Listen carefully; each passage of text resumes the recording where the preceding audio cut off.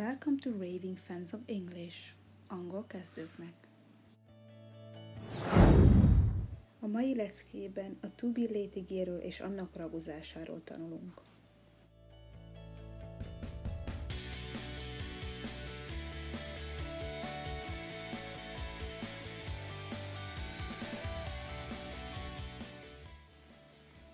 I am, én vagyok. You are, te vagy. She is, ő van. He is, ő van. It is, ez van.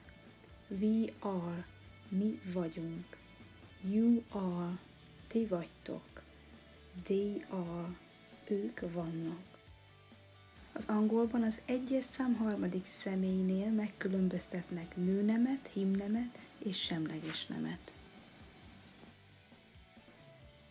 She-t akkor használunk, ha egy nőről vagy egy lányról beszélünk. He-t akkor használunk, ha egy férfiról vagy egy fiúról beszélünk. It-et tárgyaknál és állatoknál használunk. A mindennapi beszédben a személyes névmást összevonják a létigével, és a következőképpen hangzanak.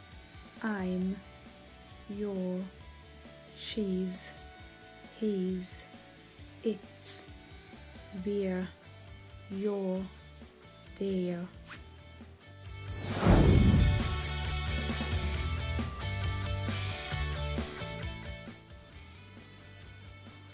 I'm in the house.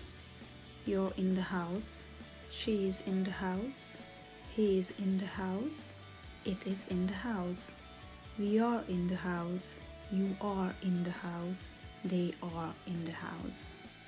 Láthatjuk, hogy magyarban általában elhagyjuk a személyes névmást, és én a házban vagyok helyett csak annyit mondunk, a házban vagyok.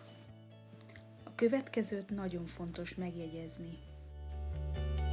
Az angolban semmilyen esetben sem maradhat ki a személyes névmás a mondatból. Tehát az I, you, she, he, it, we, you, they mindig a mondat részei. Egy másik fontos dolog, ami fura lehet és szokatlan magyar tanulóknak. Ha valakit vagy valamit leírunk, hogy milyen, vagyis a létigét melléknév követi, akkor a magyarban az egyes szám harmadik, ő, és többes szám harmadik, ők személyben elmarad a létige, vagyis a van, vannak. De az angolban a létige mindig része a mondatnak. Lássunk pár példát, hogy jobban megértsük. I'm kind, kedves vagyok. You're kind, kedves vagy. Viszont she is kind, ő kedves. We are kind, kedvesek vagyunk.